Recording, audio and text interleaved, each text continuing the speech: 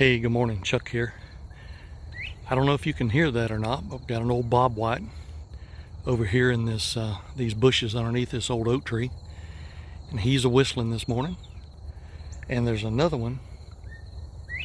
There it goes. There's another one probably 100 yards away that's answering back.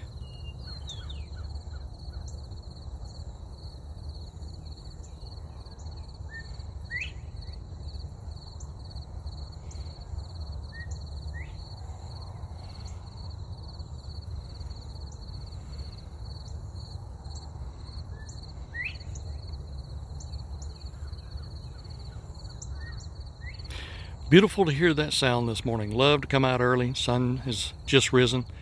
Listen to the birds chirping to one another, calling out. What a beautiful day the Lord has made. God bless.